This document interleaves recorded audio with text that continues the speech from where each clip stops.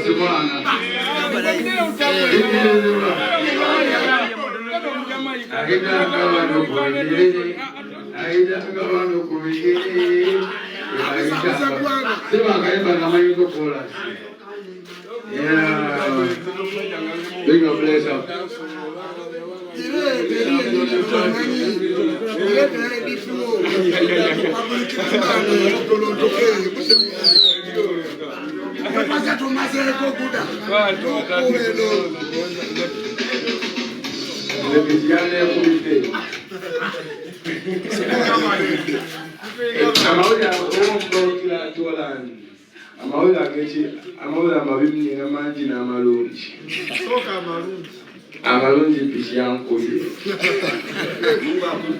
amabi pisi ekyali nabo sibobagwe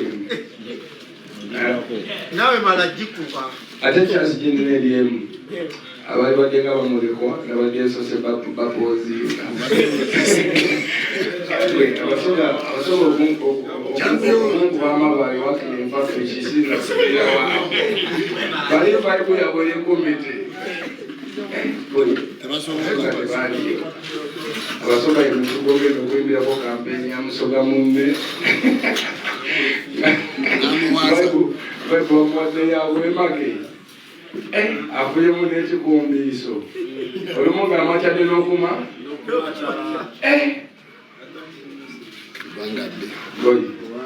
omuboposikirani gusoka kirani saabasiemye bantu zina okuduka n'engwaza ekimanyi babifudde kati oba byakufeya ku muntu bazemu okuyamba nungi tebasobola basaka kusereka wakibalemagira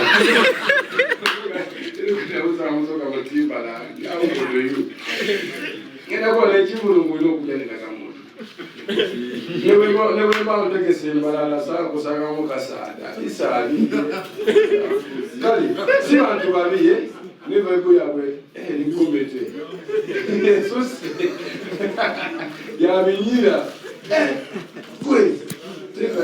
nga lumu kutebuuzi kale kati kino kyekigwe kyaddala bulijjo bagamba omusajja yagwa nga bampaayira si bakibamango maali ekiri kati naguze balaba ne vidiyo weeri kati yagwa ono proud foreign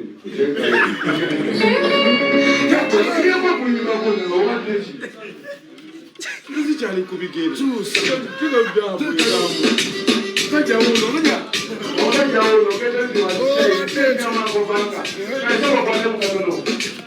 Mazi nafukamu gyongezi.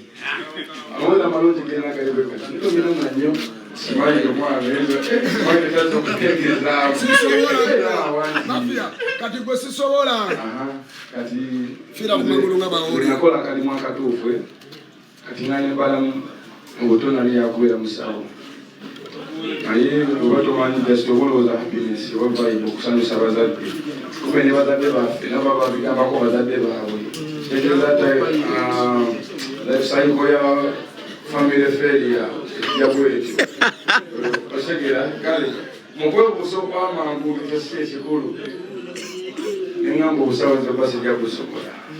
Kale bw'osa okungamba tino nalizo okusobola naye wandibadde n'okkiriza kimenke akuba empiso. Ekitegere kati bakalekale obusawo nga buganye genza mu n'amateeka nibagamba kati saabalamuzi ekimenke kati kamukwemu vibe wange olaba kati olaba omukambwe agamba ne kamukwemu vibe jasimbasigirawo happiness nesijimba ninawo yokka ekitegeera kyamakulu kikyoyizeemu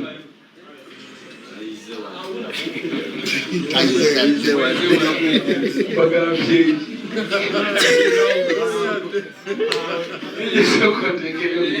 lekayo mwana ninamude mulaba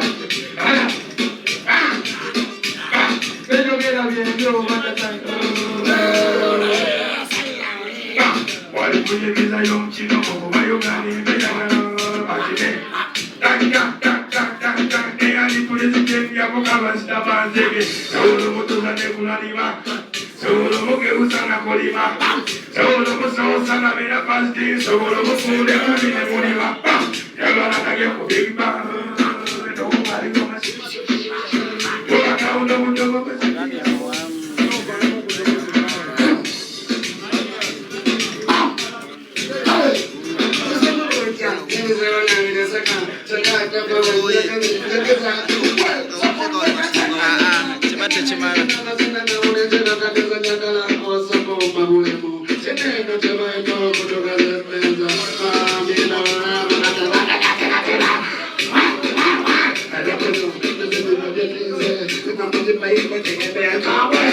oyagala babaninga live yange already iyo bagikubyewo ninga oyagala ntunuze mu bali mu kunywa